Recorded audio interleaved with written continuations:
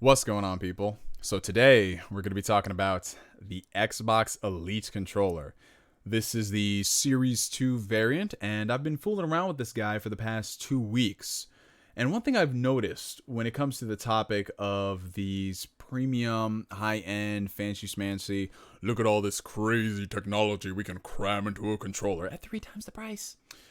I've noticed a lot of the reviews for these guys tend to be all over the place. And if that didn't make things even more complicated, a lot of these reviewers are looking at this controller from the perspective of who it's marketed towards.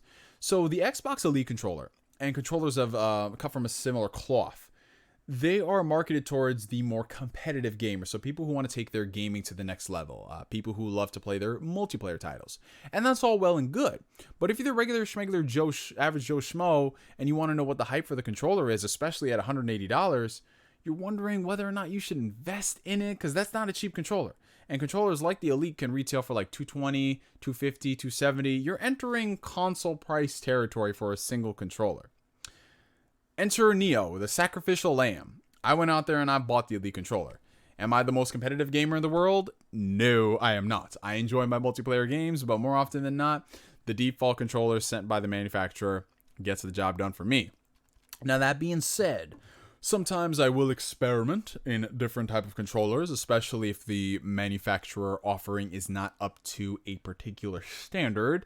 Nintendo comes to mind with their Joy-Cons, the Wii U gamepad.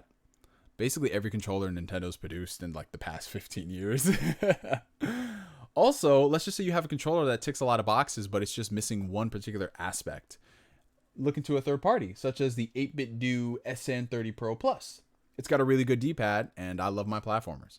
However, third parties, you got to be a little careful. So, even though I do like the Xbox One controller, and it ticks a lot of the boxes, I went out there and I bought the Elite controller, this $200 controller, and I'm not a competitive gamer. Why did I do it? Well, to be honest, y'all, your boy just gave into peer pressure. I just wanted to be a part of the conversation. And I mean, looking at this box, man, it just looks so sleek. It looks beautiful. So that's what I did. I went out there and I bought this thing. So it comes housed in this carrying case right here. And it's got this Xbox logo on here. Now, the case is really cool. So not only does it house the controller, but it also doubles as a charging case. So you can plug in your USB Type-C cable, and this is a really cool one they included. It's got the Xbox logo there, and it's braided, so it's really good quality. You can charge your controller this way. Or you could take the included charging dock, and then you can just leave it as part of your setup and charge your controller like that. So it's really cool. The main theme of the Elite controller is giving you options and customizing your experience to tailor it to your playstyle. So as you can see right here with my Xbox Elite controller, I've already gone so far as to customize it for your viewing pleasure. So as you can see here, I swapped out the D-pad from the one that's advertised, and I've already switched both of the sticks actually, right? So you can customize it from the outside, but you can also go into software and make a couple of more adjustments too. So on this controller itself, it doesn't look too dissimilar from the standard Xbox controller layout. And that's a really good plus, because I really do love the Xbox controller design. As y'all know, I have larger than average size hands, so I do appreciate bigger controllers, right? So this thing just adds on to it, especially from the comfort aspect. They've got these nice little grips on the side, and they wrap around the entirety of the controller, so it just feels really nice in your hand, especially for like the extended play sessions. And one thing I've noticed, especially as like I've sweat when I play games, this material, it doesn't deteriorate like I thought it would. I don't know why I did, but I thought like, yeah, when I start to sweat, it's gonna come off. And it's been pretty hot here in New York for the past 2 weeks, so I'm glad to see that it is holding up.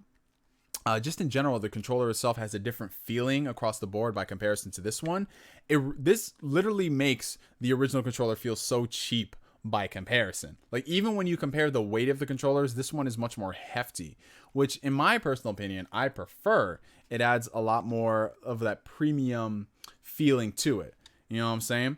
The controller now has a rechargeable battery, which is so weird to hear Xbox and rechargeable built-in battery in the same sentence, but it's there. It's sporting a 40-hour battery life on this. So if you have the Nintendo Switch Pro controller, you can expect similar play times. I know for a lot of Xbox gamers who like the option of having a controller without a battery pack, and then you can swap AA's or a rechargeable one. This one kind of does get in the way of that because, you know, long term this battery is going to deteriorate. But when you look at it like this, if it's 40 hours of battery and then let's just say you lose maybe 10% every year going forward, that's still a lot of playtime you get out of it, especially by comparison to other controllers that out the box, they have like an 8-hour battery, and then as years go on, they end up becoming a 4-hour battery, and you have to have 4 of them on standby. I don't know what controller I'm talking about right now. Do y'all? But yeah. So the controller itself, in terms of feeling and overall comfort, I love it. They've also added these little tiny grips to the triggers right there. Again, it's like a little tiny feature that they've included, but it feels really nice in the hands. So when you're looking at the modular aspect of a controller, which is one of the biggest selling points, you can actually customize what you put as far as your thumbsticks and your D-pad. So I put a more traditional D-pad on there, which is really nice. But the thumbsticks, both of these are different than the standard Xbox One. So here's my little rant as far as the Xbox One controller is concerned.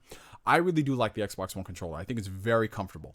But I am not a big fan of these Forza Motorsport tires that they've got on the freaking analog sticks. And this is going to be very gross. And I've purposely not cleaned it to show y'all. But these little ridges that they have in their controller, they do a really good job, or in this case, a bad job, at picking up your skin. So little pieces of your skin will rub off and get on the thumbstick, and it leaves a little bit of an imprint there, if y'all can see it, especially on the right stick, especially on, oh god, it just does not look good. I've routinely had to clean these controllers every couple days just because I don't like looking at that there. It's nasty. But over here, you can swap out the thumbsticks, and they also give you a bunch of different options. So the one on the right here, as you can see, it's much more elevated by comparison. I use this when I'm playing any type of competitive first-person shooter, because I do like that it has this extra oomph to it, and it just feels really natural by comparison. Now, the left one is really interesting because this is actually the Xbox 360 thumbstick. Yes, guys, they included Xbox 360 thumbsticks with the Elite line of controllers, and y'all know the 360 is one of my all-time favorite controllers. So them including that, I'm just like, okay, cool. I'm gonna include both of those whenever I play the game. But since I opened this up, as you can see right here, you know, it's a modular controller. You put this on, it's magnetized, very easy. You don't have to worry about, like, let's say flicking it and it comes off. But right here, they have this little tiny clockwork piece. You take this tool and you can adjust the overall tension of the thumbsticks, and it's got 3 settings. So the setting on the far left is going to be the standard Xbox One. It's very loose. The setting in the middle is like a little happy medium to the 2. So it's like not too much pull, but not too much force. And then the one on the right is just very, very, very tight, and it's reminiscent of the Xbox 360 days. So I leave my controller thumbsticks at the highest sensitivity. And that way, you know, like that's just how I play my games, and especially comes in handy when you're doing a lot of Xbox backwards compatibility titles, because it literally feels as if you're playing with a 360 controller. It's awesome. So on the back of the controller, as you can see here, you have a couple more modular pieces. These are the paddles. Now it comes with 4 of them, but I only have 2 here. The paddles function as alternate buttons, so you can literally map the paddles to any type of button that you want. So let's just say, for example, you're playing a first-person shooter. You don't want to take your thumb off to reload. You can go ahead and have your reload button here. So it's very nice to have that. The paddles, I've never had a situation where I just randomly click it. I literally, like, it only clicks when I think about clicking it. So it's not like I just have it here and I slip and it clicks. It doesn't do that. The paddles also have a second function. So not only can you map it to any type of button here, but there are particular functions and shortcuts that are on the Xbox One that you can map to these paddles. So let's just take the screenshot option, for example. On the regular Xbox One, you have to hit the home button and then hit X or Y and then the home button again to save your footage. You can map that function to one of the paddles there, which makes it very convenient so it doesn't take you out of the action. It really reminds me of playing on the PlayStation and Nintendo Switch, where it's just one button prompt. Okay?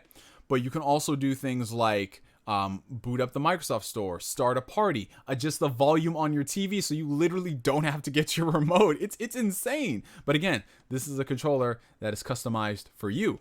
So right on top of the paddles, you've got these little adjustable sliders, which adjust the thumbstick and how far, not the thumbstick, the triggers and how far they travel. So if you put it on the highest setting, it's a far travel. You put it on the medium, it's medium, and then all the way down there, you literally don't have to hit much. So it's really good if you're playing, again, a lot of competitive games, if you play with guns that have different firing rates. Really cool. So now we move into the software side of things. This button right here adjusts the profiles of the controller. So let's just say, for example, like you're really into your different alternate play styles. You have a alternate controller set up for Halo 5, one for Gears of War 5, and then just, you know, an overall nice, loose feeling type of shtick. In the software, you can adjust all of those things and then save them not only to the console, but to the controller. So you can literally hit this button and it'll switch automatically. You get 4 profiles, 3 of them are customizable, and 1 of them is just locked off as a standard default. Okay. And then, yeah, the controller itself, it just does everything the standard Xbox One controller does, but better. And it feels nice. It feels great. It feels really premium. It's got that weighty feeling. And I have nothing but, if y'all have seen already, nothing but positive things to say about it. I love everything about the controller. It feels really awesome in the hand, especially for those long gaming sessions.